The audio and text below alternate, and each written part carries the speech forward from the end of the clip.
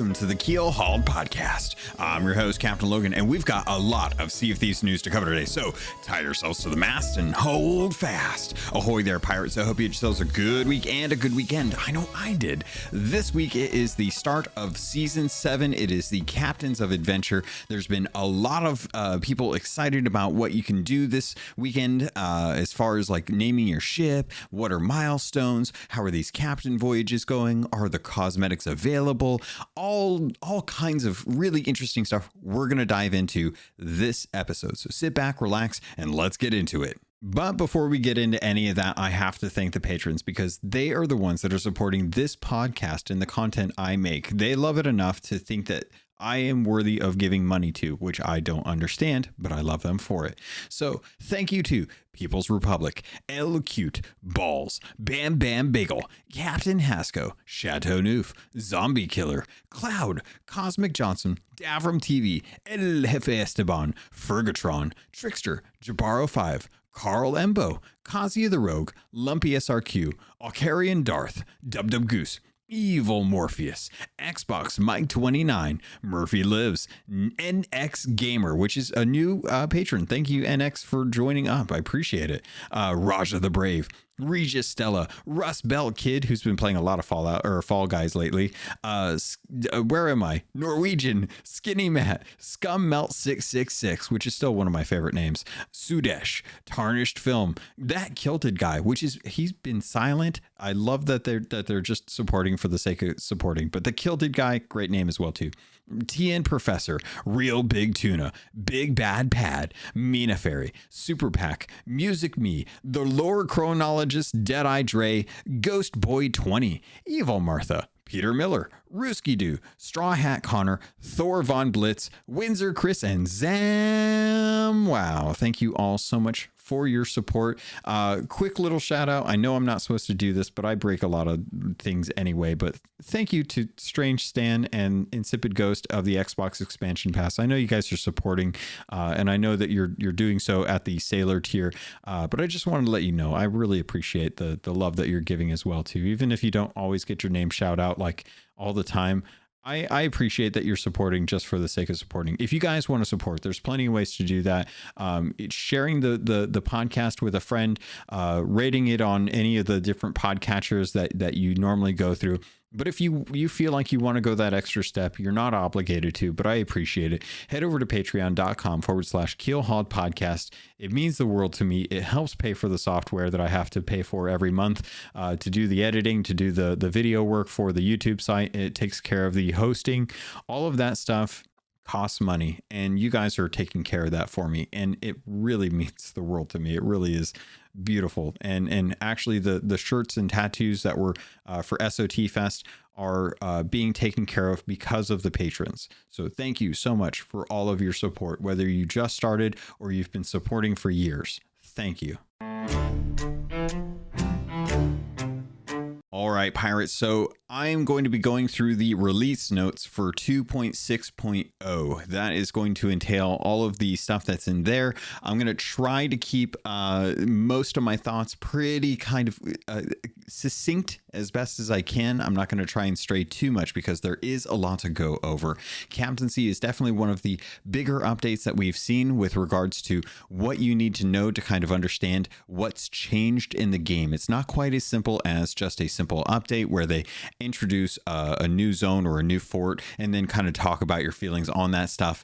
But there's definitely been a lot going on this weekend. So I wanted to kind of start off with my overall impressions of Captains of Adventure and kind of kick that off.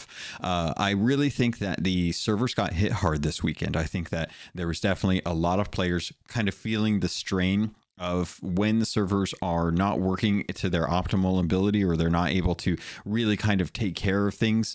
You start noticing those things like lost data where it comes down to losing out on gold or reputation or emissary value. When you're not having things that are needing to be logged, there's a lot of stuff that is being tied to recognition of data in the servers right now. And when you don't have that working properly, there's definitely a lot of pain points. So it's tough tough when things are not working well. When things are working well and you can trust the information that's being delivered to the servers and that's showing up when you're actually doing different things in the world, it makes a big difference. And I'm very curious to see if players are going to be able, because players can keep track of this information. You can record your turn-ins and then you can add it all up and then take a look and see like what you made at the end of the day versus what the actual game will tell you. So it's going to be very interesting to see how things work when the servers are at their worst versus when they're at their best. That being said, I think a lot of folks are having a lot of fun. We've definitely seen a lot of great names out there for different ships, and we've also seen some other things that really probably shouldn't have made it through make it through. People are finding their ways around some of the 20 character limit, as well as the restricted words that you can use on there. And overall, I think a lot of folks are just happy to have a new interesting way to kind of add value to your ship and making it your ship. I think there's some really great things. There are still some known issues that I wanted to dive into before we got started with most of this. And some of these may make sense, some of these may not make sense. So I did want to let you know about some of the stuff that's been going on with the actual servers. So diving into known issues, right now, ship and pirate milestones are temporarily disabled for certain ones, and they will not progress even if you've been working on those. So currently, quest board maps completed for ship and pirate milestones, captained ships spotted for ship and pirate milestones, provisions sold to the hunter's call for ship and pirate milestones, sea forts conquered for ship and pirate milestones, and repairs made for pirate milestones only. So those ones are the ones that are currently not tracking in your ship's log. So be aware of that for your milestones. Also, captain's stash voyages are temporarily unavailable. Some of these have, I believe, come back. I don't know if this one in specific has been come back, but it's kind of hard to see like what's actually working and what's not. Also, they're seeing a reduced server performance. There was a message that went out on different Discords as well as SOT help recently where they were talking about how they've noticed that there are issues with recognition. They said that we're aware that some players are reporting delays in receiving gold when cashing in loot and issues when attempting to purchase the outpost shops. This is currently being investigated. Expect an update when we have more information. Thanks for your patience. And then later that day, they said the issues affecting gold and outposts should be now resolved with all players being able to receive gold and purchase items as normal. We will continue to monitor the situation and provide another update should any issues arise. I will say that I am still seeing a delay in the system that actually recognizes that. There are definitely still some issues with like the turn-in. Sometimes you get it right away, sometimes you don't. Players have been noticing that sometimes if they log out and then log back in later on, they'll notice that they have gotten that actual gold. So for now, it's a little touch and go, but it is definitely something that they are aware of and they're looking to bring back. Their previous attempts to kind of remedy the situation are now gone, as far as them saying like, oh, hey, you know, we wanted to try and create a voyage for you. That is no longer how they're going to be addressing these kind of data dumps.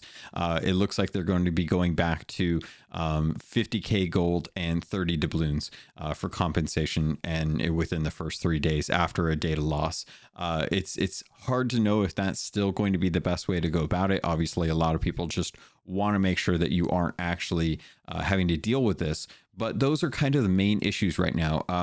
Still having issues with hit recognition, so we're hoping that a fix is in the works for that as they continue to test and work out a plan for hit detection, whether it be projectiles or hit scan, things like that. So those are kind of the main issues that a lot of people have been noticing with the patch notes. I know for my own perspective, I would say that there's still a lot of rubber banding from my side of things. I still run into that from time to time, but overall, it's mostly just that the servers are getting hammered hard, and there are some issues with some of the tracking involved with Captaincy. So let's dive into what Season 7 is all about, and that's Captains of Adventure. You can now purchase a ship. So if you haven't been following along with the rest of the class, you can now purchase a ship. You can now have that ship be named what you want it to be, as long as it falls within the recommended words, and you have up to 20 characters to be able to make your name. Each ship is its own individual ship. So when you want to have your ship be a sloop, you can name that sloop, but you have to purchase it. In fact, you have to purchase one of each types. So you can do 3 ships, one of each type, 5 times, because you can have up to 15 ships. So you have to be able to get these to legendary status. And there's some information about that where you have to get it up to a certain class or certain level, and that does take some time, but a lot of people have kind of worked out the easiest way to go about that. I'm not going to try and cover that this week. I can try and cover it another week, but for the start, you'll want to know, kind of going into it, that you're going to have to buy one of each ship type. So the sloop is going to be 250,000 gold. The brigantine is going to be 375,000 gold. And then the galleon is going to cost you 500,000 gold. So if you're going into this, if you don't at least have over 1 million gold, I would say probably 1.5 million, you're not going to be able to purchase all of the different ship types. So hopefully you've got some money stashed up. And if not, don't worry. Someone else probably will. And at the very least, as long as you have 250,000, you can definitely buy a sloop. That doesn't preclude you from actually earning milestones as well, too. But the ship is kind of where everything starts. After you purchase a ship, you will find the way to get into your ships through a new section on the front end of the game. So when you go to start or play, you're greeted by the 3 different types of ship types. And then to the right of that, you'll actually see a new section for My Ships. This is going to be how you'll actually access all of your ships, not just the initial 3, but all of the 15 ships that are available. And you'll get a nice little UI prompt that'll show you which one it is, what you want to buy. Once you buy it, it'll give you a chance to name it. And then you can actually load into the menu in your actual ship. And once you've kind of gotten to your ship, you'll wake up in the tavern, you'll load into the game. And as you kind of head out to your ship, you'll see a nice little banner. Now, the banner for the most part is just going to show your ship's name. It won't show the title of your ship, but it will show your ship's name. And once you get on board, you'll be greeted by Ramsey, who will then kind of walk you through kind of what Captaincy is. He'll show you what the name is. He'll take you down to the captain's table. He'll kind of show you, like, there's some different places that you can actually put little trinkets or ornaments, things up on the wall, things on shelves, or things on the floor. And those are kind of the 3 different types of ornaments. So hangables, things that you can place on shelves or on barrels, and then things that you can place on the floor.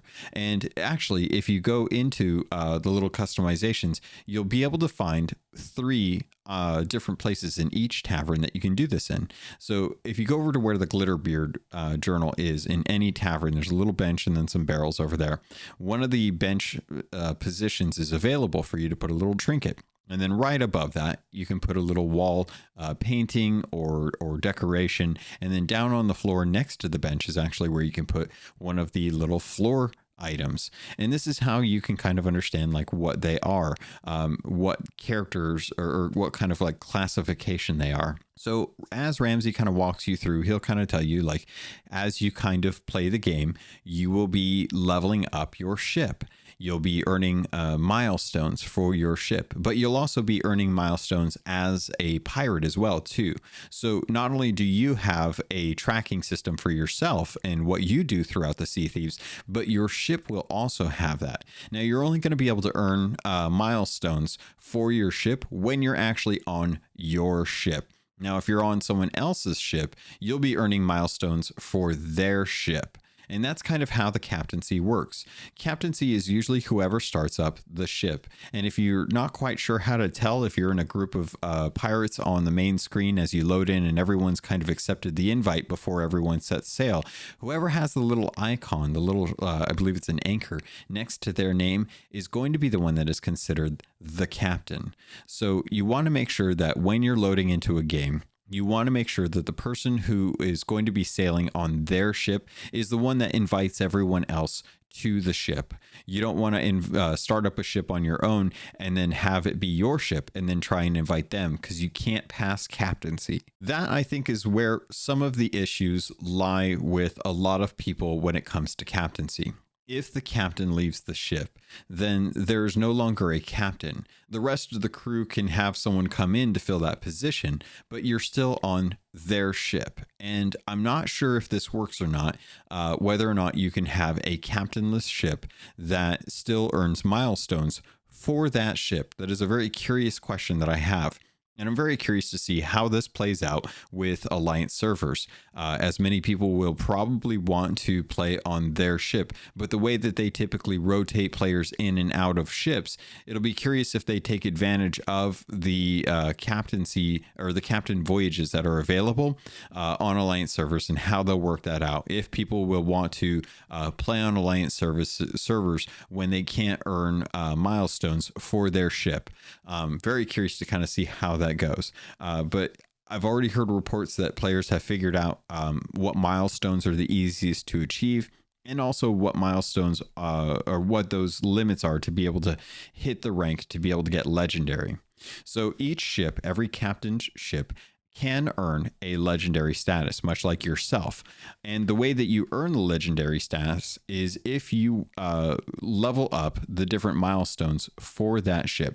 Now, if I recall correctly, and I could be wrong because I haven't done this and I haven't gotten enough time to research all of this, you have to hit class 100 for your ship to be considered a legendary status, which isn't too hard because there are quite a few different little ways that you can level up in the game. You can play different ways, and each of those has like an associated theme, and each of those themes are different names, and each of the names are kind of set up so that in that theme, you'll have different classes, and by playing the game naturally, you'll level up those different classes. And then when those classes all accumulate to a number, that number will be represented by the theme. And then as a whole, all of the different themes will then add up to a bigger number when all of the classes are added. So that way you can get up to 100. I feel like I'm doing a really bad job of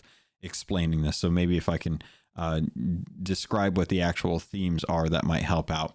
And there's 2 pages to these. There's one thing that I didn't pay attention to is that each theme has a class number associated with it. But there's 2 pages for some reason. I don't know why they did this. I don't know why they couldn't have just squeezed the little like Gryffindor banners a little bit tighter in to get to be able to get all 7 in here. But there's the Gold Seeker, the Voyager, the Emissary, the Hunter, the Feared, the Rogue, and the Ill-Fated. And then I think there's actually an 8th one called the Captain, which I think the Captain is just how many ships you actually own in this instance. But it's very odd that they went this route. So with your ship, and I'm trying to make sure I'm keeping track of where I'm going with this. Once you hit legendary status, that will unlock the ability to actually purchase additional ships that you can then name and then work on getting the milestones completed for that ship. And the way they went about this was very interesting, because milestones for yourself are counted regardless of what ship you're on. So if you play with a group of friends and you're playing on everyone else's ship but your own, you will still be able to earn cosmetics through your own endeavors. You'll earn milestones that are specific to your pirate. And a lot of that is just kind of, how many cannons did you fire? Have you repaired a ship? Did you dig up a chest? Have you caught a fish? Have you visited the ferry? How many times have you been on fire? Have you puked recently? Do you feel ill? Lots of things like that. And that is something that can be accomplished regardless of what ship you're on. But you will need to be on a captain's ship to be able to earn it. So with your ship, the ship itself will actually be its own milestones. And that's where I think a lot of folks are kind of like feeling the grind, because the milestones for your ship have to be done when you are captaining the ship. You can't earn milestones for your ship if you're on someone else's ship. So when you have a group of 4 people and you all have the same name for your crew's ship, only one person is actually going to be able to have that ship, unless you do something which is feasible. You can have ships that are the same name, which is a very interesting move as well too, because someone could masquerade as your ship. I know a lot of crew members who have ship names, and because there's no restriction on people getting your name if you've already made your ship, unfortunately there's a good chance that there might be some doppelgangers out there trying to pose as your crew. But that doesn't stop each of your crew members from having a ship that they purchase that is also called that ship's name as well too. So you may have one person's ship. I'm trying to think of a good name. The Dirty Badger. I'll go with that. The Dirty Badger. And every person can make a galleon that is called the Dirty Badger, and you just kind of rotate who the captain is to be able to do that. But I don't think I don't imagine that many people will actually do that. I think it will be up to the person who came up with the name to decide that their ship is going to be called the Dirty Badger, and then everyone else is going to have to come up with their own, like the Slippery Snake, or the courage light lion, or I don't know, whatever Hufflepuff is. I can't think of what it is, or I'm missing something else, like Raven. I'm trying to go like for reasons, I'm trying to go with like Harry Potter things because that's the easiest names I can come up with right now. But those are kind of the things that I think a lot of people are having trouble with, is how do you deal with a crew that has multiple people in it? They all are on the same boat and have been playing the game for a long time. But for some reason, like, you can't have a joint ship that you can load into regardless. And you can't transfer the captaincy to anyone else. If the captain leaves, the captain's gone. That's it. There's nothing else. You can't progress the milestones, as far as I know, any other way. So it's kind of odd that they decided to go this route, especially given that when you are playing in Sea of Thieves, the pirate code is the pirate code. If you're not familiar with the pirate code was actually created by a bunch of the original crew members who were originally in the forums. Like the forums, they asked a lot of the people who were invited to the alpha and the beta to come up with a pirate code. And the pirate code has 7 different articles. I've talked about this in the past, but I figured it'd be a good refresher. There's 2 that I think are ones that should really kind of actually 3. So Article 1, the sea calls to us all. Everyone is welcome on the Sea of Thieves, regardless of age, gender, race, sexuality, nationality, or creed. Article 2, the sea unites us as one community. Outside of the heat of battle or piracy on the high seas, all crews shall bond together as a community of like-minded souls. So those are kind of the things that I think we see in the actual seas. Is we see a lot of people coming together as one community. And then Article 5 is the one that I wanted to, 4. All crewmates are equal. Let each crewmate be respected as equal and free to follow their own bearing, speak openly, and vote in affairs of the voyage, which kind of bucks against the idea of having a captain. As I saw this weekend when I was playing with some Keelhauled members, they decided to kind of mutiny against me out of fun. And it's frustrating because when you're a captain, there's a reason that in my Discord, I don't have a separate role for me being the owner of the Discord, because I'm just the owner of the Discord. I'm not like the king of the Discord. It's just a Discord that happens to be one that I started that people are in. So there's mods, but I don't even have the mod status. I own it, so I have like innate rights, and I get to make some of the decisions that go on to kind of make it a safe place. But for all intents and purposes, I'm just another pirate legend in my Discord. That's always how I felt about it. And same thing kind of with the crew. Like the crew is just, if someone does something, then they're doing it. It doesn't matter like who helms, someone has to helm. If someone picks up the slack for someone else, then that's their role now. It's not like they're the captain because they're helming. It's they needed to move the ship, so they grabbed the wheel and moved it because whoever was moving the ship prior is just moving the ship. So I've never really liked the fact that there's a quote unquote captain, because now that kind of breeds like this idea like someone has to be in charge, which I hate, because everyone should be like responsible enough to be able to handle the ship in any position given the situation. And that's kind of one of the things that I'm kind of railing against with captaincy. As much as I love the idea of captaincy and having a captain, I don't like kind of that idea that the captain says what happens on the ship, because that's never how it's been. And I don't really abide by that rule that the captain is the one that makes the choices and tells people what to do. Everyone should know what to do, because there's only a few things that you can do on a ship. So if you're on a boat and you're not sure what to do, take a look at sails, take a look at cannons, check supplies, go get supplies. Is it repaired? Get rid of the water in the bottom of the ship if it needs to be done. Make sure that meat is cooked. Make sure you're not running into a rock. You know, those are the main things that go on with a ship, and anyone can do them and everyone can do them. So it doesn't matter really who the captain is. It's just making sure that the ship is taken care of. And that's kind of one of the things that I was dealing with this weekend, where I was just a little bummed that I was getting grief for being the captain, because the captain's in charge, and it's never how I've run a ship. I've never been my way or the highway when it comes to sailing. So let's talk about customization. Customizing your ship is now available. There's quite a bit of different places that you can actually put little customizations. I was actually surprised when I was taking a look at the sheer number of places that you can actually put stuff in your ship. I didn't imagine that it was going to be as many as it was. So if you're looking at a galleon versus a brigantine versus a sloop, there's 3 different tiers. Again, I talked about the wall, the shelf, or the floor, right?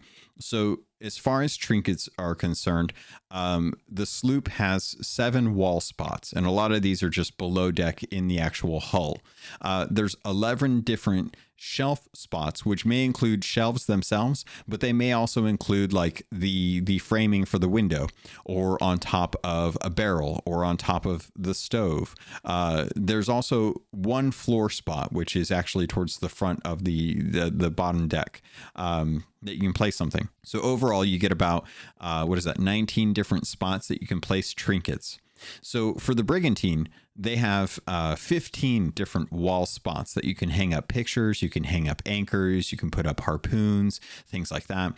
For the shelves, you can put all kinds of manners of things, and there's 14 different places that you can put things on the brig that are considered shelf locations. And again, that could be a shelf, it could be a window, it could be a railing, it could be a barrel spot that you can put things on. And those range anywhere from like little trophies to rocks to little ship models, books, papers, bottles, all kinds of weird stuff. And that's just some of the stuff that's available for gold that you can purchase day one. And then you also have 4 floor spots.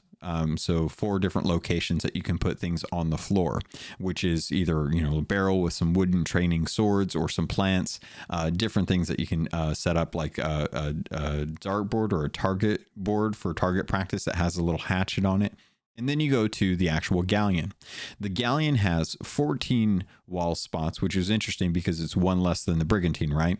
Then you have 21 shelf locations. And again, shelves could be barrels, could be shelves, could be just different places that you can put things on, like tables, things like that. And then 11 different floor locations, which a lot of those are going to be around the outside of the outer edges of the bottom and mid deck, where you can place stuff. As far as I know, nothing can actually be placed on top deck. All of those are obviously just sitting locations and stuff. Looking at these kind of trinkets, there was one thing that I thought about this weekend where I was kind of thinking like, this would be kind of cool. I don't know how well it would work, but Skull and Bones is coming out this year. And one of the things that they've shown off in their videos is the way to adorn the exterior of your ship. And one of the ways that you can actually adorn things to it, or some of the things that you can adorn it with, I guess would be the better way to say that, are shields, very much like Viking shields that would be placed on the outside, both for storage, but also for protection from arrows and things like that. So I would love to see if there was a way on, especially a brigantine, which definitely looks more like a longboat than anything else, given the sails and the ship's size, that you could actually put little adornments on the outside of your ship. To kind of change things up, especially things like the lanterns. I think the lanterns would be a nice cosmetic to be able to change up, especially given some of the different styles of decorations that you can have for your ship. So speaking of decorations, that's a whole nother thing that you can do as well too. Decorations are actually ways to change the theme of the interior of your actual ship. So, and when I speak to that, I mean the voyage table, the captain's table, where you put you have your book, you can put map bundles on, you can do tall tale books, veil voyages, regular voyages, things like that. You can change that. There's a rug that you can change. There's curtains that you can change. There's, what else is there? There's, I'm trying to think what some of the others. So you can do the table. You can do the drapes. You can do the curtain rods, you can do the bed, you can do the rug, you can do the chair, you can do the chandelier, which I think are the main ones.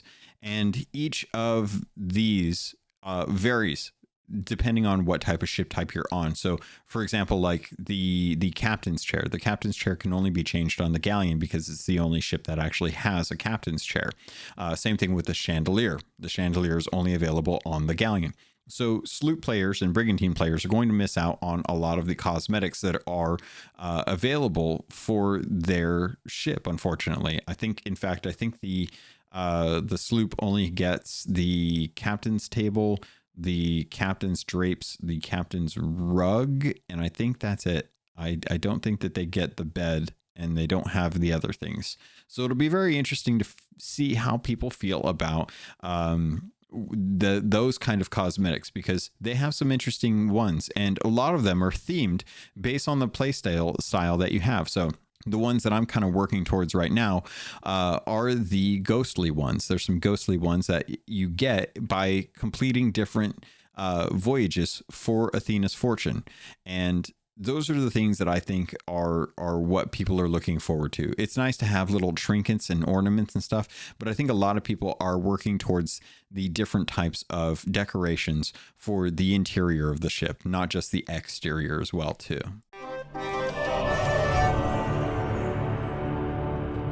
Ahoy there, pirates. This is the ad for this episode, and I did want to let you know, if you wanted to avoid these and just get a regular filler, you can head over to the Patreon. There's a special feed just for patrons that get the ad-free version. If you want to keep listening, though, I can't say I blame you, because this week I want to let you know about Loot Crate and getting 15% off of most crates and crate subscriptions when you use the link and code RobotsRadio in the show notes. Also, you can head over to audiobooks.com, get your first 3 audiobooks for free, and that can include any 2 VIP books, or use the affiliate link for Green Man Gaming. If you're a PC gamer or you'd like to save money on games, it's one of the benefits of being a PC gamer.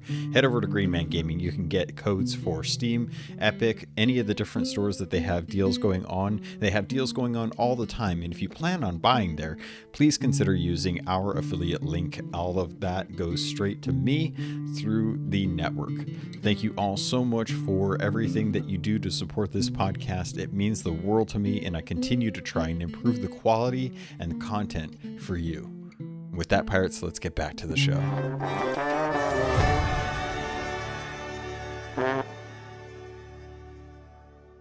But things like tables, drapes, beds, rugs, those things are not just the only types of cosmetics you can get now. You can also get different things like ship's crests, captain's logbooks, ship banners, flags, and titles.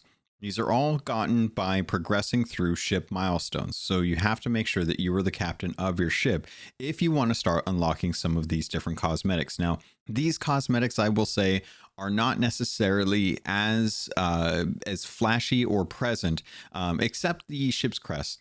as things like your tables, drapes, beds, rugs, chairs, chandeliers, and curtains. With the captain's logbook, it's going to be something that is present on any captained ship. It doesn't matter whose it is or what it is, it will be present there for everyone.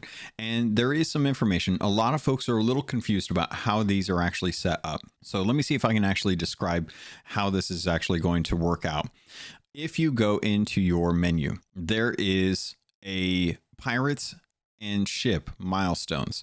Milestones are a permanent record of a player's accomplishments while aboard a captained ship, both those of the crew and the ship itself. These can actually be accessed in the milestones section for the ship's log, and you can choose either to look at your pirates milestones or the ship's milestones or the different ships that you have in their milestones. You can actually access all of your ship's milestones through this menu.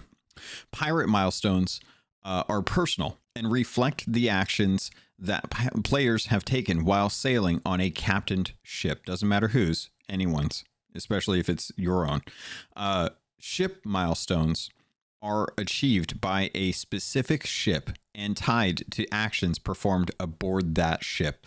So if you sail on, or if I sail on my ship called the Sitting Duck, then everything that I do on the Sitting Duck, regardless of who's on that ship, will be recorded as a ship milestone. Now, anything I do on that ship that I do will also count towards the pirate milestones as well, because I'm technically on a captained ship, but I'm also earning ship milestones because it is my ship.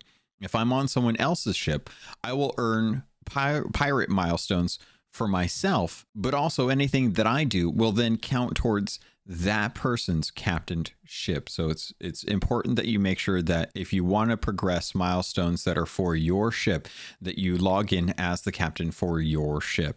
So milestones are grouped into alignments, each representing a different playstyle. And I talked about this a little bit earlier. I'm going to read from the actual patch notes, so hopefully it makes a little better sense to you. For example, milestones related to earning gold and selling treasure will progress the Gold Seeker alignment, while those are more focused on socializing and enjoying the pirate life will progress the Rogue. Each alignment offers rewards to unlock, including trinkets, ship decorations, and titles. For example, I believe I already have the Emissary title. I believe I already have the Feared title, and all of those for different things that I've done just as I've gone out and actually played the game. So let's talk about the logbook, because this is something you can actually get decorations for as you're kind of working on your milestones. The logbook is kind of cool. I like that it's there. I don't like that it falls in the water every time you leave the game, because I feel like it's not something that I just want laying around, because I didn't do anything. A lot of times when I jump on, I don't necessarily plan on doing anything. I just plan on jumping on to go check out something, whether it be on an island or at the outpost or in the shipwrights things.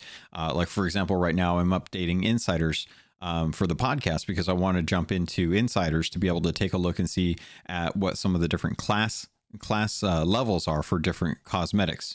So I'm trying to get some information, but I don't necessarily want to log into Adventure or the retail version, because I don't want to take up a spot on a server where someone isn't going to be able to get into that server and actually play the game. I'm just going to be a dead ship at an outpost paying attention to the numbers on the shipwright stuff. So that's one of the problems with the captain's logbook. In fact, I think it's the only problem with the captain's logbook. And I'll get into a little bit about why I think that's the case for right now.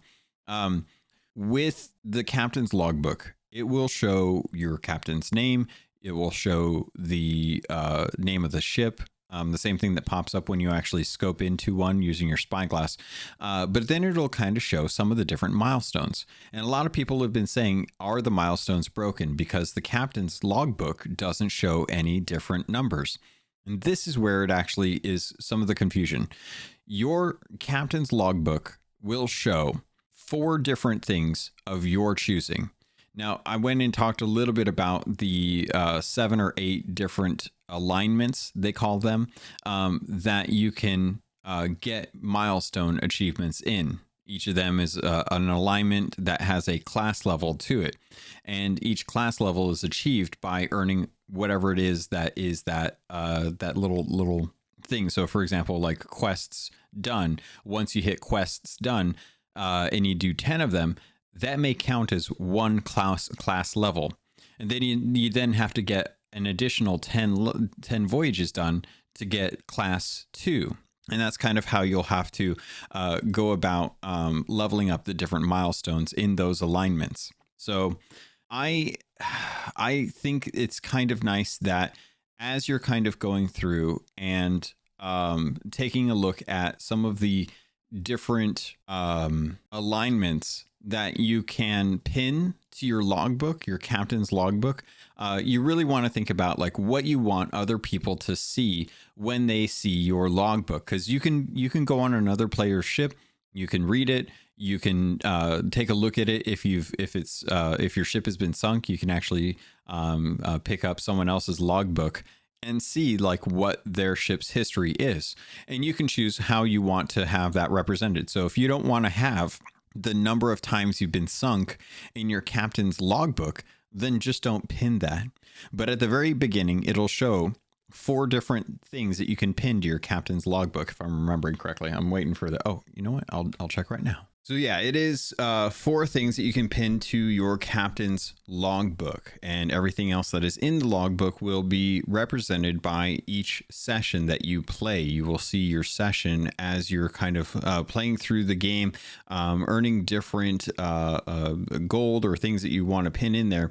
And you'll see like how the current voyages are going, like how many days you've been at sea, how much gold you've had, how long have you been sailing, how many things have you caught. And that will naturally populate in your logbook for each session. So for example, like I was just playing tonight to try and get some information while I was out and about. And while I wasn't really planning on doing anything, I went ahead and took a picture of like what I found. I went to a couple different islands and I killed a few skeleton ships and a megalodon. And according to the captain's logbook, I was 5 days at sea, 5 days since last sinking. I sailed 3 nautical miles, completed 4 quests, which were actually emergent skeleton quests that I did while I was on the islands. I caught 2 fish, and I earned 26,509 gold. And that was for about an hour's worth of just poking around doing stupid stuff. So it's nice that you can kind of get a cool little snapshot of what your evening was like in the logbook. If you're curious, like, you know, how many miles did I sail? How many fish did I catch? What did I actually do? This is kind of a cool little way to see like that bit of information at the end of the night. And because a lot of this stuff that is in these books are part of the milestones, all of those milestones are going to be things that you're going to want to actually keep track of.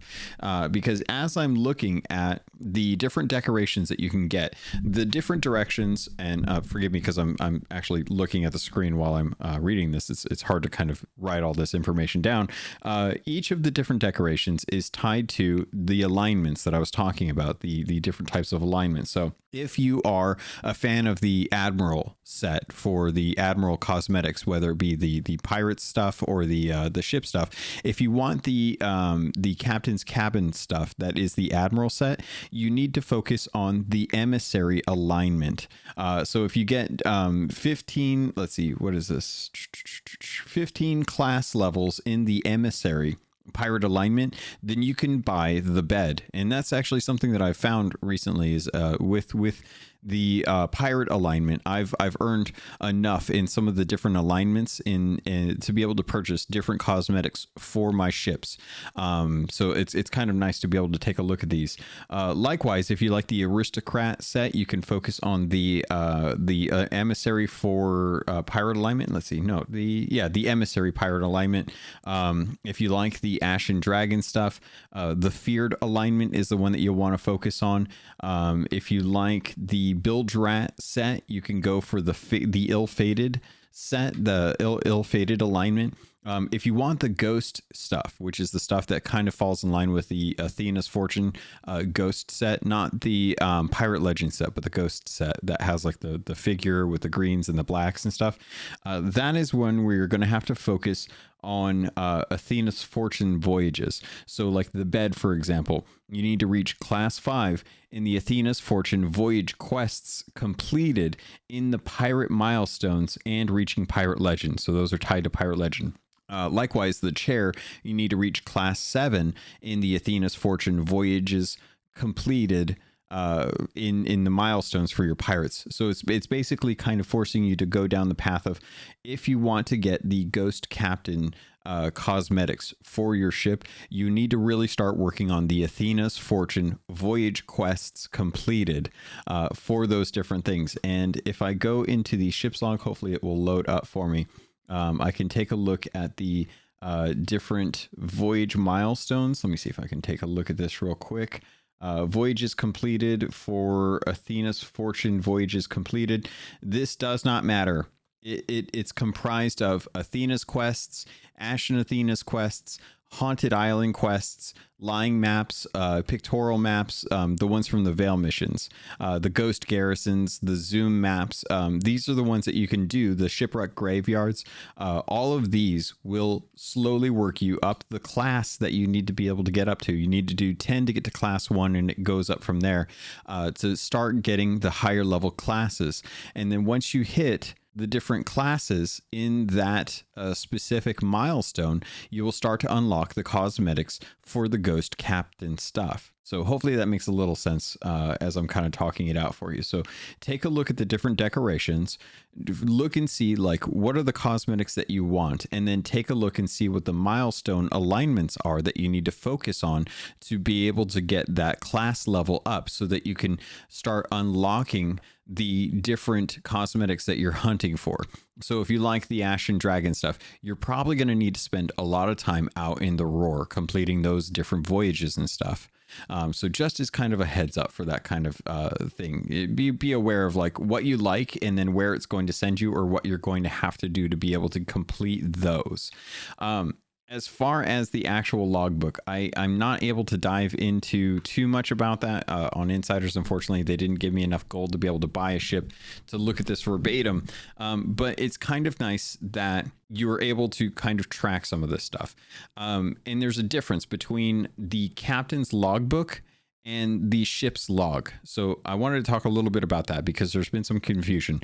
The ship's log is not actually the book in your ship, as funny as that is. That is the captain's logbook. The ship's log is the name of the menu that is in that is next to your quests and next to your I just blanked on what the other one was called. Pirate's log, which is very interesting, the names that they chose for some of this stuff. So when you go into your menu, you have resources, you have equipment, you have Pirate's log, you have ship's log, you have quests and adventures.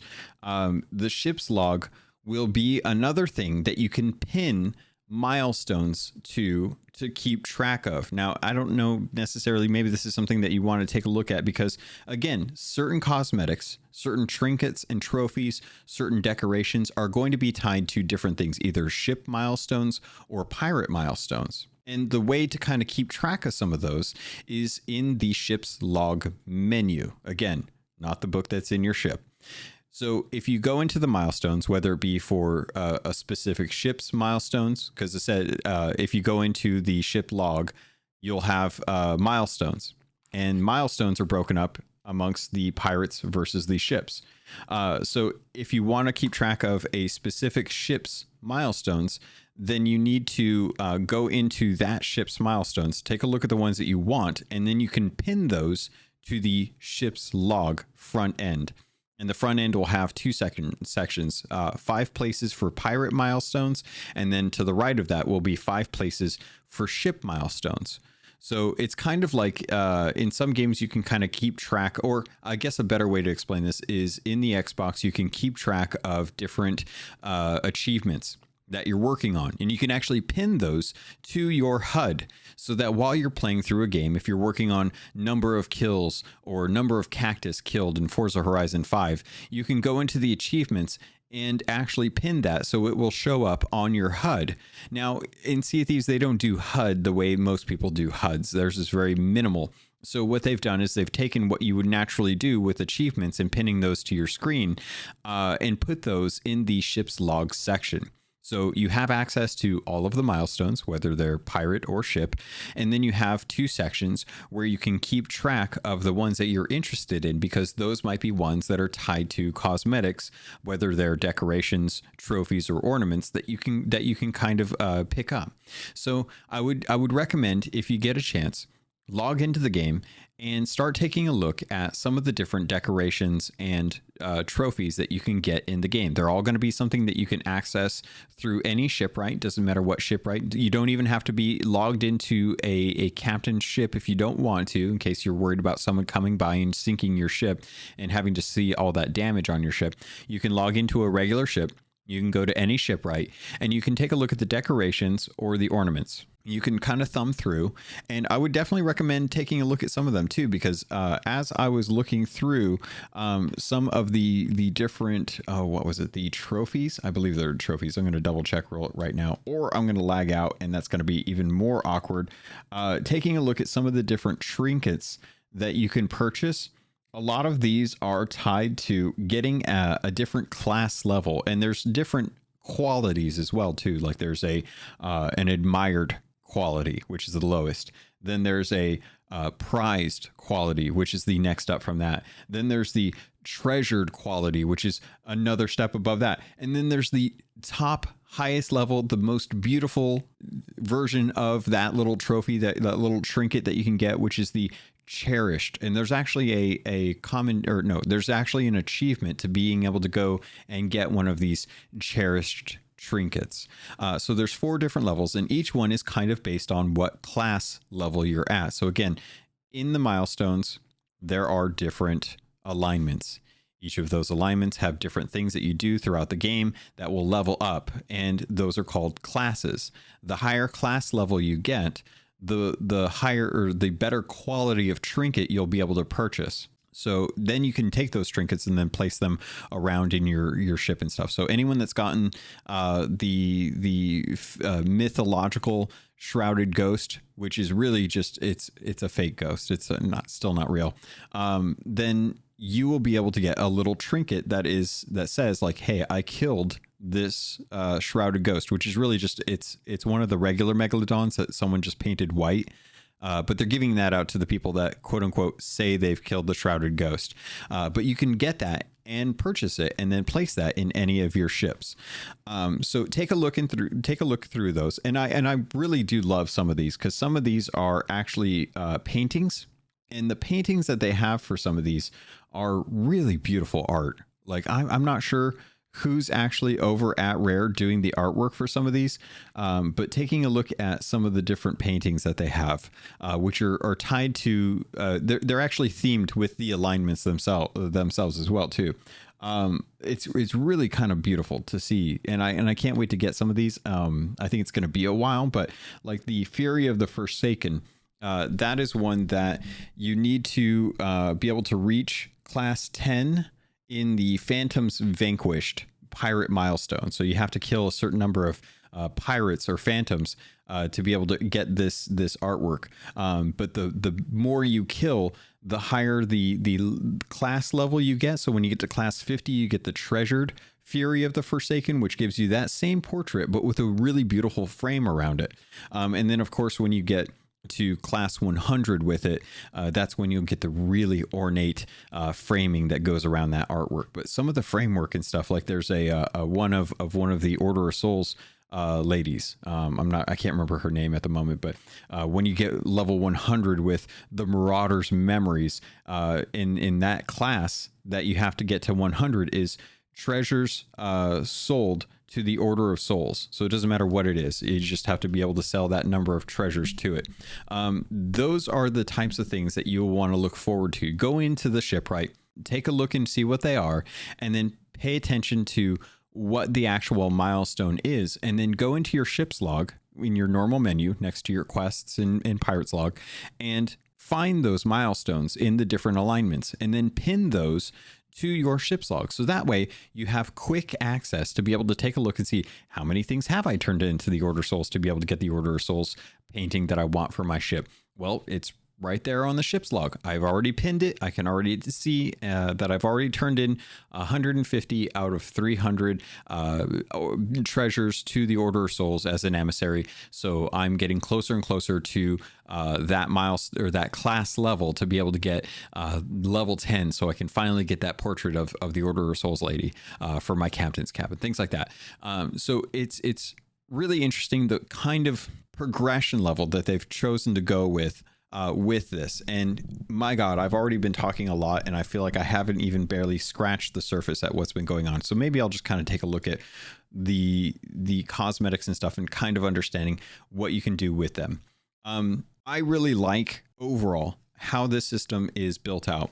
A lot of people are upset for a couple reasons, and I see their perspective. I don't necessarily agree with their perspective.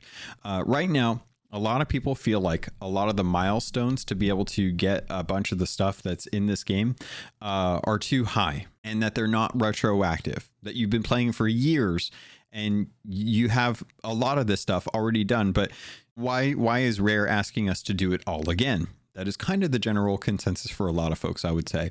A lot of people are continuously asking, why do I have to do this stuff again? It's just the same stuff that I've always been doing. But I don't see anyone really saying that whenever we get a brand new season. Every time there's a brand new season, we get a whole new level of 100 levels to earn cosmetics and gold and doubloons and ancient coins for. We have a free tier, which is very generous compared to the paid tier, which is the Plunder Pass, which is literally just a costume and a ship set. That's it. That's a pretty good price for $10. But the free tier gives us a ton of cosmetics, a really, really vast amount of cosmetics for our pirate, and a lot for our ship as well too. But to be able to get from level to 100 or 1 to 100, all you have to do is play the game. That's it. You don't have to do anything special. You can work on the trials if you want. A lot of the daily deeds are great for being able to earn gold, and they help you get renown. And all of the trials that are available are things that you would naturally do in the game as well, too. In fact, I was going through a lot of them. Some of them are very simple. Some of them are just put up a emissary flag and wear the associated costume with it. So put up a Reaper's flag, put on your pajamas. Congratulations, you did a trial. That's almost an entire level of renown if you are lower levels. So when people come to a first season, no one is complaining about how the season has reset, how there's a bunch of new cosmetics that are available to us, and now all of these cosmetics are earnable by playing the game and doing all of these things that we've just normally done in the game. Everything gives you renown, so it doesn't really matter what you do. The milestones should be treated the exact same way. Every time you look at the milestones, sure, there are going to be ones that you want to work on to get specific things. If those are things that you like, those are probably associated with things that you don't mind doing because they are of the same theme. If you like the Ashen Athena stuff, or the Ashen Dragon stuff, if you like the way that the stuff in the Roar looks, then you might want to spend a lot of time out in the Roar because that's what is of your aesthetic. That's not going to be the case for everyone, obviously. But it is definitely one of those things where I think you should take a look at the milestones as the most accurate representation of your playstyle that you've ever been able to track.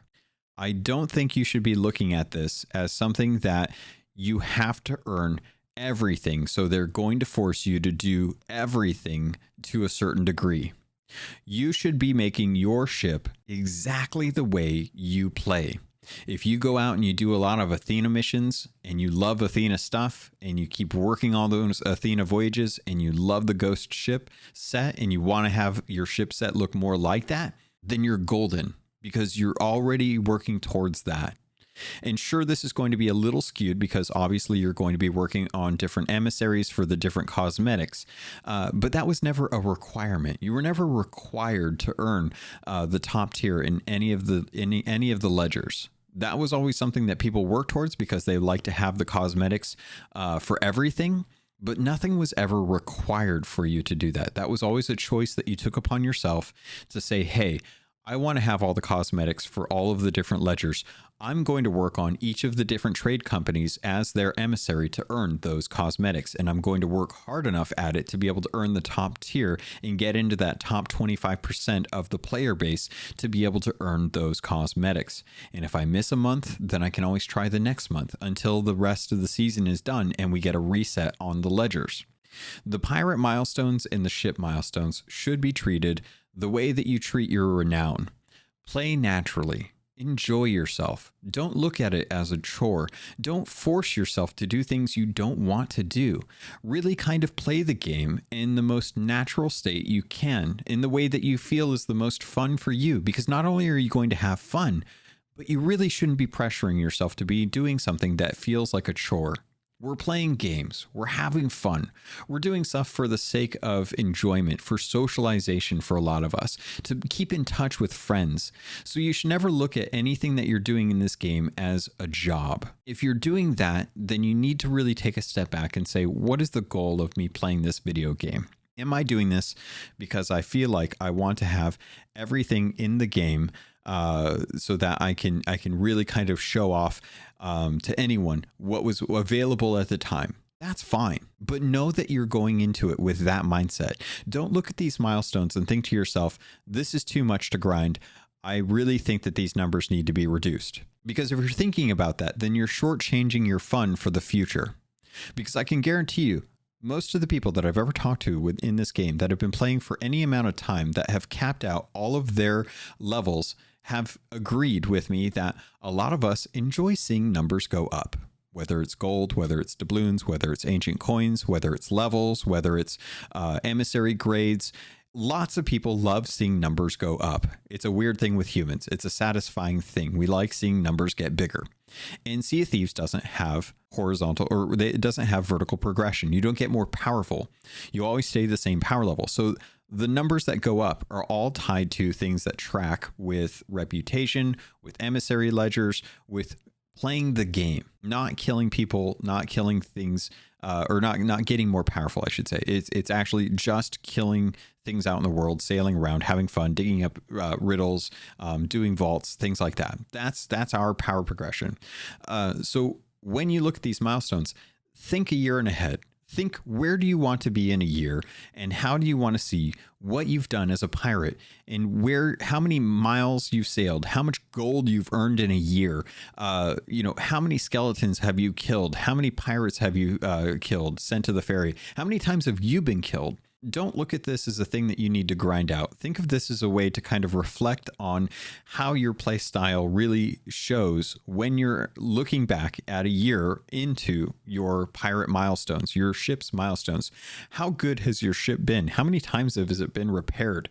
Are you restoring it? Like, that's one of the features that is at the shipwright service. You can now keep the battle scars that your ship has. So if you want your ship to look beat up because you've been in a lot of fights, then you can. Or you can spend a little gold and have that actually repaired so it looks pristine every single time that you jump in. It's really interesting to kind of see what actually persists and stuff. So I'm getting a little soapboxy here, so I figured I'd touch on one of the other things that I think I will kind of wrap up the actual captaincy aspect of this. And that is the captain voyages. Captains now have access to a couple different things. They now have access to voyages, and these voyages are based on rank, which is very interesting because it changes the length of the voyages. You can go by rank 25 or rank 50 or the highest rank, which I believe is what the case is. I'd have to take another look at this, but unfortunately my battery died in my controller, and I'm not going to take any more time today to kind of dive into this, but you have different lengths and different levels of voyages that you can buy, and typically it's 3 different ones for different types of voyages, and each one is tied to the different trade companies. So you've got gold hoarders, you've got Order of Souls, you've got Merchant Alliance. There's even some mercenary ones, which are very interesting to see the mercenary voyages come back from 2019. And then you've got Athena, and all of these are kind of combinations or not combinations of multiple voyage types. So if you get one of the highest level gold hoarder ones that are the really, really expensive ones that you can throw down. Not only will you get a full radial of 8 different maps, whether they be digs or if they are riddles, but you'll also get a compass, and the compass will give you a key for a gold vault. So if you want to have like one voyage down that gives you a whole bunch of different things to do for gold hoarders that night, and that's what you want to work on, then you can throw down one of these and start working on it. And the nice thing is that you can have up to, I believe, I can't remember if it's 50 or 100. I want to say it's 50, but I can't quite remember. But I think you can have at least 50 of these voyages, and you can purchase them in singles or by 5. And you can have these all stowed on your ship, and other people can buy these for you as well too. So if you have a crew and they want to buy voyages for what they want to work on, then they can go over to the shipwright. They can go into the section for the captain's voyages, and they can purchase ship voyages or captain voyages for that ship. And you can work on those as much as you want, and they persist through the game. So they're kind of like checkpoints in that sense. But I grabbed a whole bunch of the lowest level gold hoarders to test out. And when I went in there, it was real easy. It was one map. It was 2 to 3 digs. And when it was done, it was done. And the chests that I were getting were more of the lower level ones. So if you've been sitting on that achievement and the commendation to get 250 voyages completed for each of the different trade companies, but you've been Pirate Legend and level 75 and everything for a long time, and it's so hard to get some of these voyages where you've constantly been cycling them, trying to find that one gold hoarder voyage that is one chapter, either a bunch of digs or just one riddle, and every time you do it, it's never that case. It's always multiple chapters. You always go to a bunch of different islands, or you don't even get the chapters. You just get a whole bunch of riddles and you don't want to do them.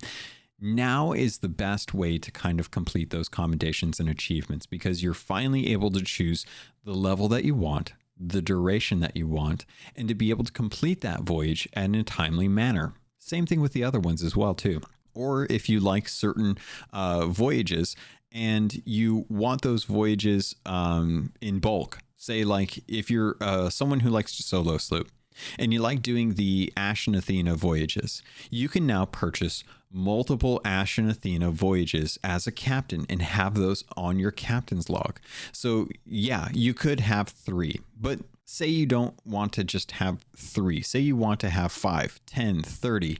Now you can actually have those. They're persistent. No one else can access them. When you go to, other people in your crew can access them. Other people that are out in the world can't get your captain's voyages. Then it's really nice to be able to say like, hey, I love doing Ash and Athena's. I love to chain them. I'm really good at it.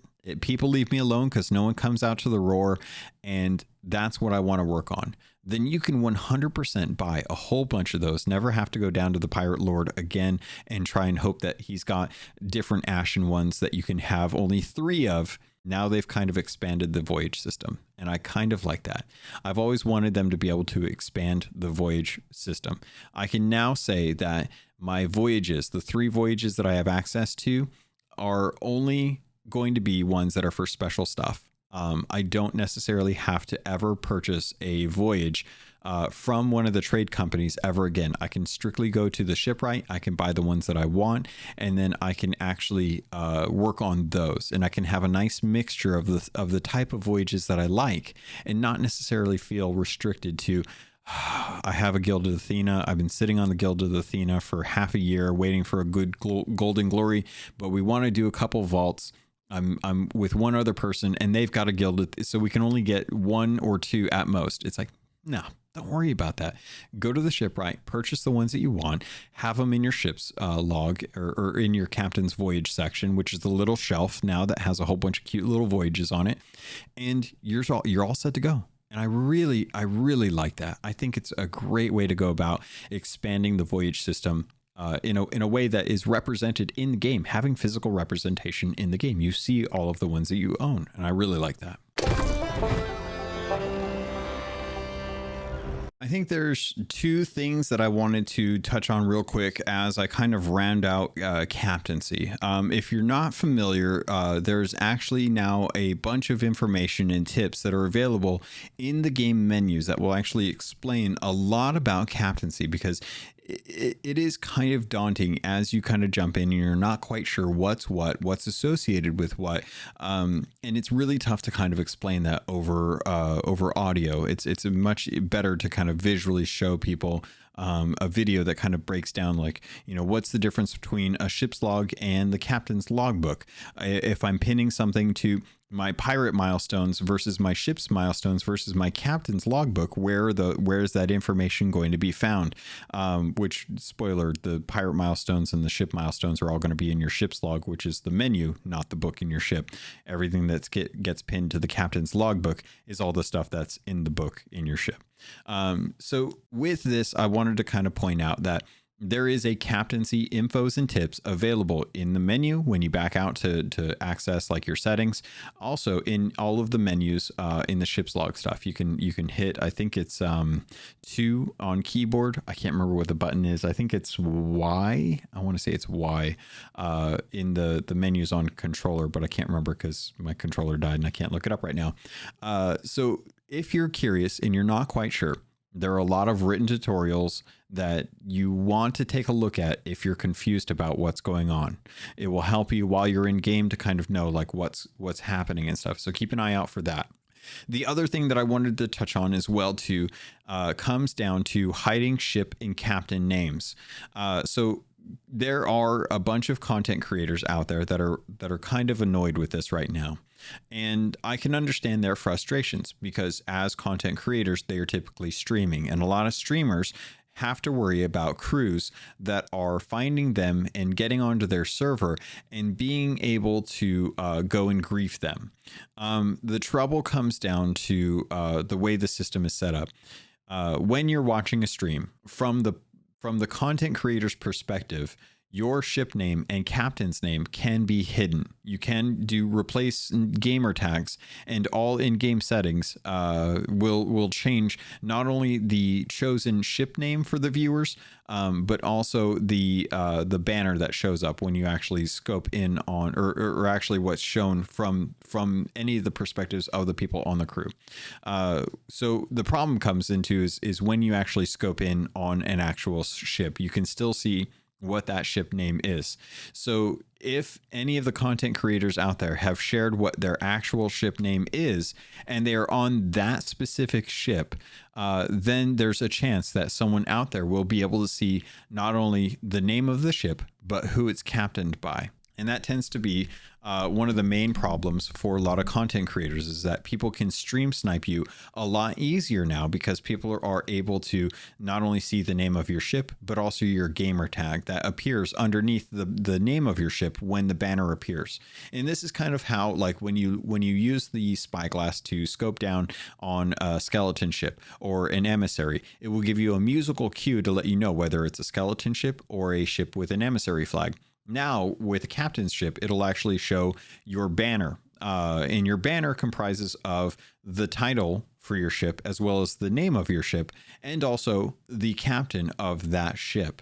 And it appears much like island banners, which is different than tall tale banners, because you can have streamlined island banners and you can have regular island banners, but you can't change that for tall tales or voyages. Once those pop up, you still get those 2 bars that come down from the top and show you like who's on the voyage, what chapter voyage you're on, things like that. You can't change those.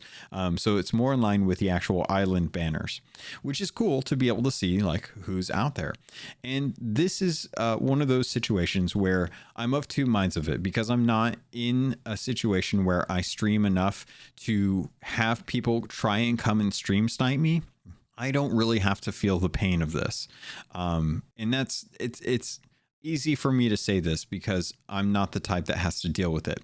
I'm not playing the game 8 hours a day for streaming and having to deal with people of all types. I'm playing once or twice on stream during the weekend with friends, and then I'm generally playing alone or with friends off stream during the rest of the week. So it's not really a concern of mine if people learn what my ship names are or what my gamer tag is. In fact, my gamer tag has been something that's been in the show notes for this podcast ever since I started it, as far as I remember. So there's always been ways for you to find out what my gamer tag is. And I have a lot of people that follow me because they find my gamer tag. And with people finding out my ship name, I welcome the interaction for people to come and say hi to me. If you happen to see any of my ships out on the seas and you recognize it's me, come say hi. Be aware, I'm probably going to be kind of aggressive if I see a ship coming to me. But if you let me know some way that you are a fan of the podcast and you happen to see one of my ships, there's a good chance I will probably not try to sink you. Because there's a very few people that ever run into me in the seas that actually know me by me. So when you are a streamer and you have to deal with stream sniping, I 100% sympathize with the fact that this is going to make it easier for people to find the name of your ship, which is why I'm glad that they have the opportunity for you to level up ships to legendary status, which will then give you the opportunity to purchase additional ships, at which point you can start keeping some of your ship names secret. You can log into the game and start stream after you're already in the game so that people can't see the list of different ships that you have, and just really be cautious. Conscience. That sounds like a weird word. Why does that sound like a weird word to me? You can be aware of when you're going into your menus and try to keep that information private so that people don't learn the names of your ships. Now, obviously, if you have your gamer tag, that's a whole different thing, because eventually people will start to learn that stuff. And I think there's definitely a way that Rare needs to kind of have name tags and stuff like that replaced for people that see you in game, not just when you're streaming, because it's a tough thing to kind of protect. So I think there's better privacy things that could be done that way. But at the same time, and that's kind of me speaking as the sympathetic person here, at the same time, I feel like I am putting myself out there as a public entity. I don't consider myself an influencer. I consider myself someone that just covers the information of the game and talks about it the way I would want to talk about it with anyone that I'm generally talking about the game with. So if people find me and they start to hunt me down because of my name, because of what I do and stuff like that, I understand that I've become a public person, and I would have people that sail with me understand that there's a chance that people might come after me because of what I do for whatever reason. In much in the same way that as a streamer, if you are a streamer, a lot of people are going to come and want to get their 15 minutes of fame. They're going to want to be on your stream. They're going to want to say a bunch of stuff and try and get you banned, a whole bunch of stuff like that. That stuff aside, because obviously you don't want that. The name of your ship, the name of your pirate should include a certain amount of infamy with it, especially if you're very active. Like, there are pirates out there that are not aggressive and they still have a great following that you can keep in touch with, and they're very fun to be around and they're very fun to play the game with. So you're not always looking at the pirates who are super aggressive. Some people may find, like Freyline, who's very friendly, and want to go alliance with her once they find her, because they know she's not going to sink them if they don't try to sink her, and they will most likely benefit of an alliance as a result. Same thing with the apparition. If you go look for Insipid Ghost, chances are Insipid Ghost and the apparition will probably try to alliance with you when you find them out on the seas. Whereas if you go and you try and find Beardageddon or Boxy Fresh, chances are you're going to want to be on your guard, because they're going to try and hunt you down and they're probably going to try and sink you. But they've earned that infamy. They've earned that reputation. And so if people are finding their names and seeing their names on the ocean, you should be kind of scared of what they can do, because they're very good. They play a lot. And same thing with like Shockwave, with a bunch of other pirates out there who are very good at PvP. You should be concerned if you see their name. You might not even want to be on the same server as them, and this could serve as a warning, but it will also attract the players who have very big egos, who want to get their 15 minutes of fame, and will be going for those pirates who, knowing that a lot of them generally are good at the game. I've been trashed on before by PC players who have much higher frame rate, who can react better, have better skills at sniping. All the time. Happens. It's just a part of the game, which is why I try to decide to level the playing field when I'm able to play on Xbox, when I'm able to play on console, because the consoles I feel tend to be a little more even keel when I am fighting people. I feel like we have the same inputs, we have the same hardware. It's a lot easier for me to know that at most I'm going to be playing against someone who's on controller, which is a much different atmosphere when it comes to fighting than it is when you're playing against a controller versus a mouse and keyboard. There's just inherent pluses to players who are using mouse and keyboard, which is why I don't mind playing on both, because I'm comfortable with both. But I also like knowing what I'm going into in a fight. So with Captaincy, with ship names, ship crests, with banners, kind of showing that stuff, having the ability to replace game tags, affect that as well, should hopefully reduce the number of stream snipers that are out there, being able to find some of the more popular content creators out there. I really hope it does. But at the same time, know that if a ship finds you out on the ocean, it would be no different than if they happened to come across someone randomly and found out that it was one of those really skilled pirates. The ship name and your pirate's name should come with a certain amount of infamy or fame in general. Just there's a reputation at stake here. That's the whole point of Captaincy. Customize your ship, earn a name for yourself, make sure people know who you are, and worry about whether or not they see you on the seas. If I see, if my crew starts getting a reputation for being really bloodthirsty, and another crew sees the Keelhauled crew when they scope in on my Galleon, I want them to know I will probably try and murder them and take them for whatever I can. That's one of the ways that I can definitely go about it. But at the same time, if people see me on my sloop, which is just on lunch break, then people should probably know I'm gonna run for the most part, because I really don't take fights when I'm solo on my sloop, which is generally what I'm doing when I'm on my sloop. If I'm on my sloop, I'm probably alone, and I'm probably going to do tricky moves. I like to outthink people and trick them into thinking one thing versus another when I'm out on my sloop, versus the sitting duck, which honestly is probably the worst, because I rarely ever sail with two other people. It's always usually like a full galleon or just a duo sloop. So my brigantine is probably going to be the thing where you can probably sink me the most, because I'm just not used to that ship as much as I am the sloop and the galleon. I've had way more time with those two ships than I have the brigantine. Not to say that I don't like the brigantine. I just inherently think that there's some bigger flaws with that design compared to the other two ships.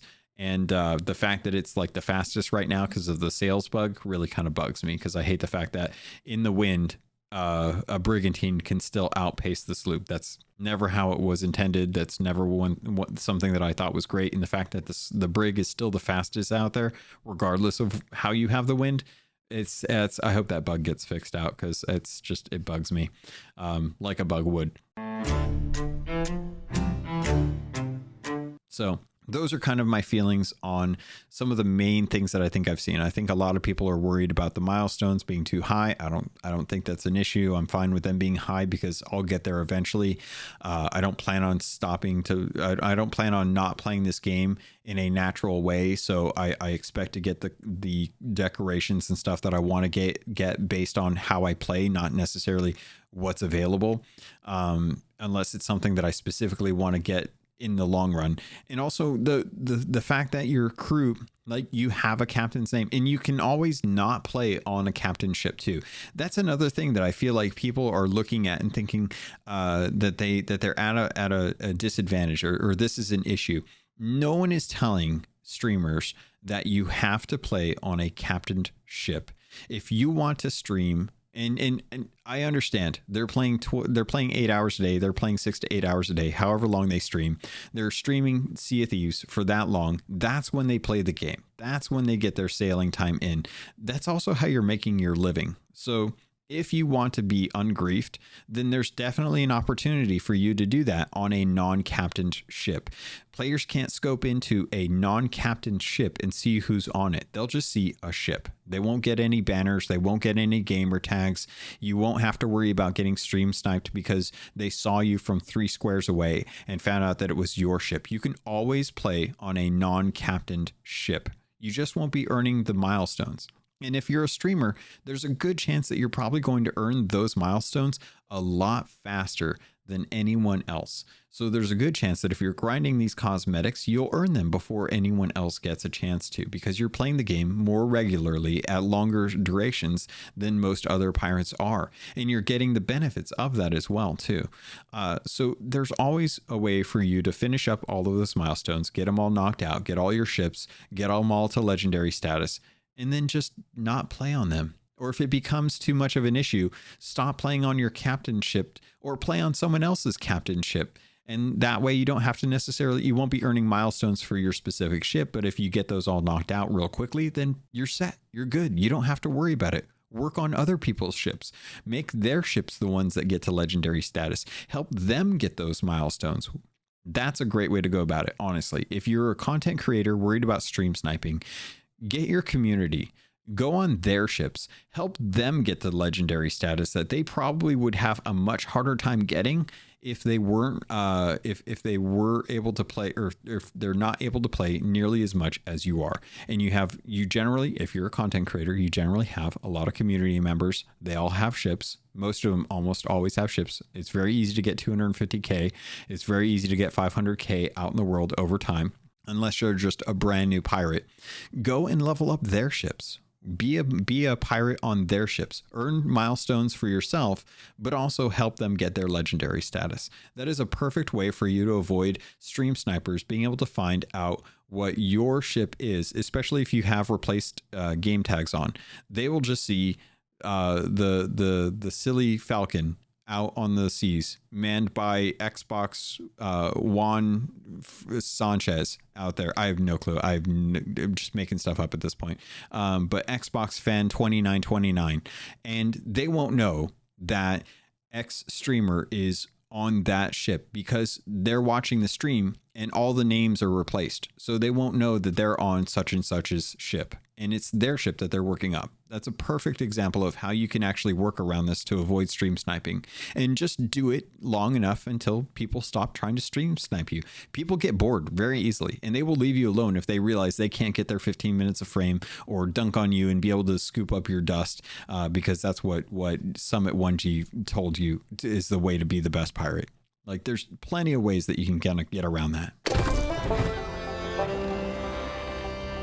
All right, pirates, I've been talking for a while. This episode's already getting kind of long, and I've only really gotten a chance to talk about Captaincy, but we have a ton more to cover in this update. So what I think I'm going to do is I'm going to take sovereigns, the changes to sloops, stools, Mabzoon, Pirate Emporium, cosmetics, things like that. I think I'm going to take all of that and I'm going to save it for next week's episode. I want to make sure that I give that stuff a good amount of time, really be able to get into it and actually get to play the game a little bit more. I've only really gotten to play a handful of hours over the last a few days and stuff. So probably I would say roughly around 12 hours worth of time over the last few days to be able to jump in and really kind of get a feel for how this update's going to be. And this is going to be a long update. Like, we've got an adventure coming up where we have to go figure out what we're going to do with Merrick.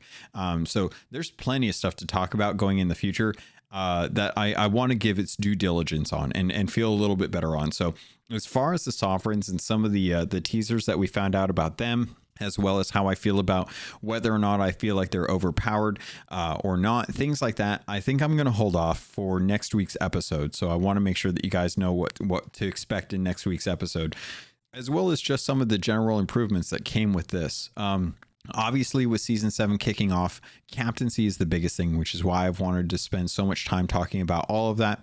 Hopefully you guys have a good idea on what to expect going into it, or a better understanding of how to tell the difference between your personal pirates milestones versus everyone else's individual ship milestones, and then taking a look at the cosmetics to see which milestones associate with which cosmetics, and finding out how you can pin those to your ship log in your menu, not the one that's in the book in your ship, to keep track of that stuff so that you can slowly work towards those.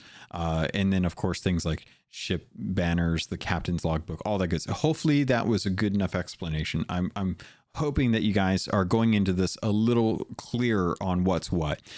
If not, just just ask me, and I'll see if we can, if I can maybe build up a video to kind of dive into some of this stuff. I feel like the season 7 video already did kind of do a good job of this, which is why I kind of point to that and be like, you know, they've spent some time on this. John McMurtry worked hard on this video. Make sure you go watch this video if you're not quite sure. But overall, as I kind of round out this, how do I feel about Captaincy? How do I feel about season 7 so far? So far, server issues aside, I think Captaincy has really revitalized my reason for wanting to do stupid stuff out in the seas, working on voyages, not just sailing around hunting down other ships, but working on voyages, working on emissaries, making sure that I'm putting up emissaries to get credit for stuff. I think they've done a great job with adding additional cosmetics. I see a bunch of stuff pop up, and it's not registering in my head like why that's important. But as soon as I get a little more time with it, as soon as I kind of think about like, okay, well, I'm working on this cosmetic. So if I want this cosmetic, I need to make sure that I'm focusing on the emissary alignment, and I'm getting that class level up as high as I can to be able to get that one portrait. And if I can get that one portrait, then I can start working on it some more to get the better version of that portrait. Things like that. Work towards what you think is really cool and play naturally. Don't look at this as homework assignment. Don't be upset that this is the same stuff that they ask us to do in all of the trials anytime they've ever come out with new trials for the game. It's all the same stuff that we do for Renown. It's fine. It'll be okay. You'll get there eventually. And don't look at this as something that they need to nerf, because we're only going to have this the one time. You're only going to ever unlock these cosmetics once. So if it takes a while, enjoy it. Enjoy that grind. Take your time with it. Feel relaxed about it. Don't feel pressured to get it done right away, because what's after is nothing. It's just doing the exact same thing without the satisfaction of earning cosmetics down the line. Look forward to the stuff that you get to unlock in the future, and don't worry about when you actually get it done. Just enjoy playing the game the way you normally do. So pirates, I think with that, definitely make sure that if you have any questions or concerns, if you're looking to have anything that you need help out with, if you want people to help you with your piracy out in the Sea of Thieves, definitely make sure that you're checking into the Discord channel.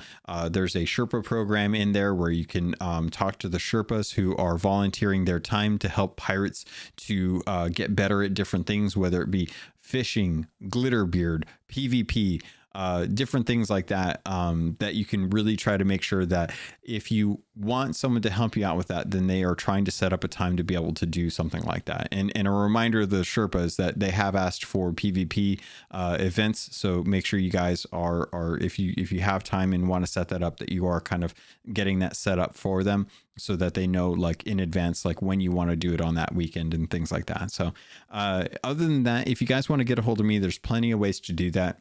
Head over to the show notes. It's really, really easy. It's all the show notes have all the contact info for me.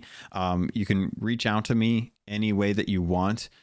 Some people I respond to when they have questions or they're sharing a story or they have a thought or things like that.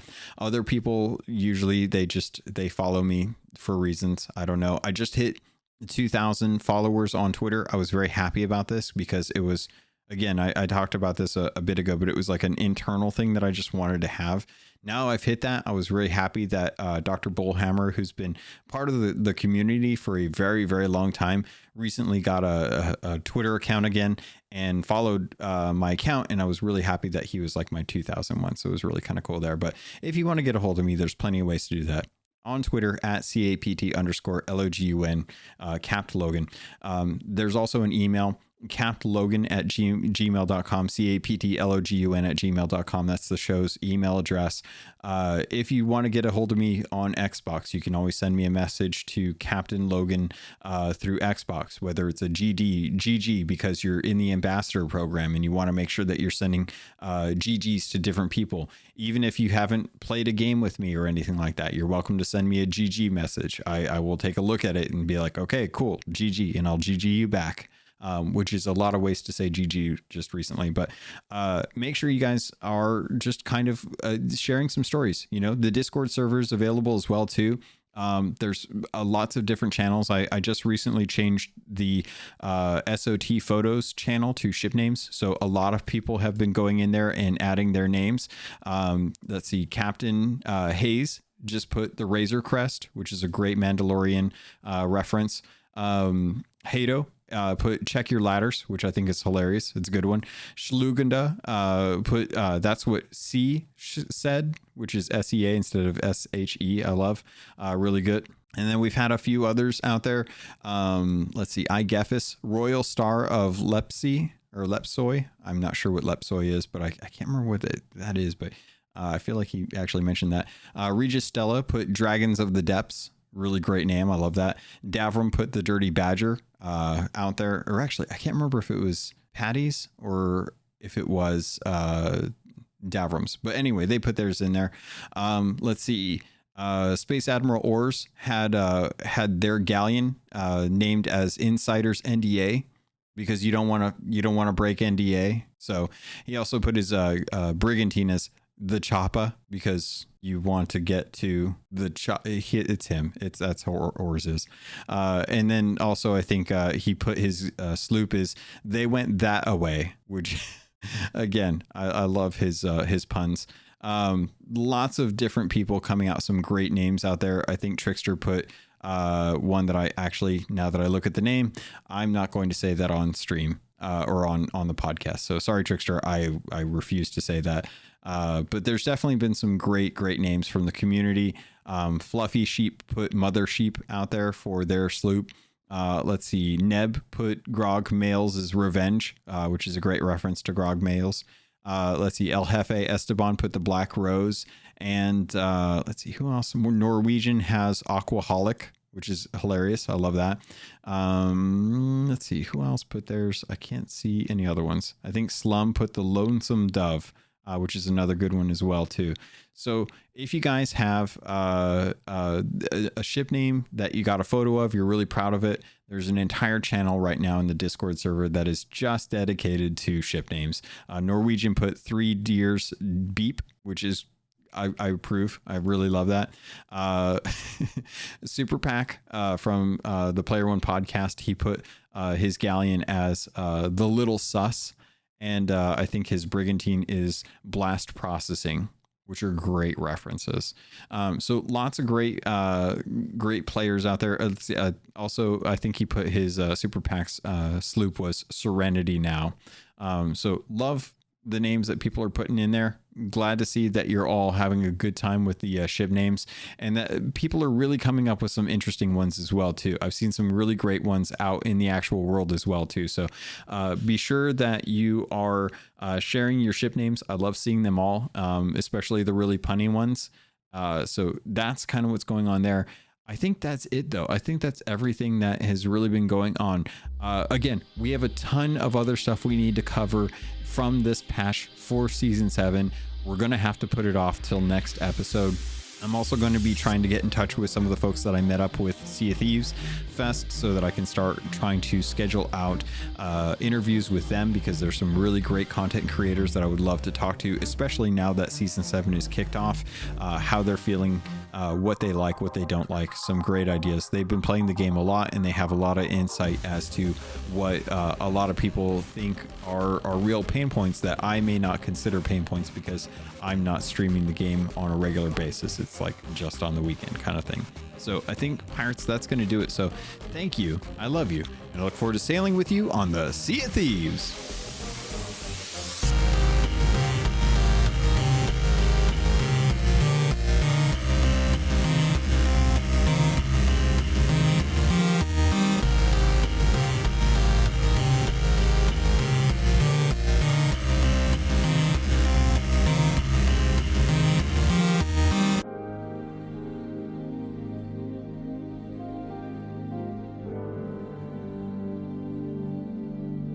You've been listening to a Robots Radio podcast. Smart shows for interesting people. Check out all the shows at robotsradio.net. Do you like adventure? Yeah. Do you like laughing? Yeah. Would you like to listen to a group of people you don't know play D&D and reference retro pop culture you vaguely remember? Excellent. You're going to love Committee Quest. We play D&D in the world of Amarin. We use adventure modules and supplements made by people in the community. We also have a sweet synthwave backing track. Come and join us on our adventure. Volume 1 has been completed. Volume 2 coming the end of January. You can find us on iTunes, Podbean, or wherever you get your podcasts from. Hey Guardians, we are the Destiny Show Podcast, a weekly podcast about all things Destiny 2. We invite amazing guests from the Destiny community to share their stories and discuss the latest topics from the world of Destiny. Check us out on Apple, Google, Spotify, Stitcher, or live on Twitch every Thursday night at 7 p.m. Eastern, 4 p.m. Pacific. We will see you Starside.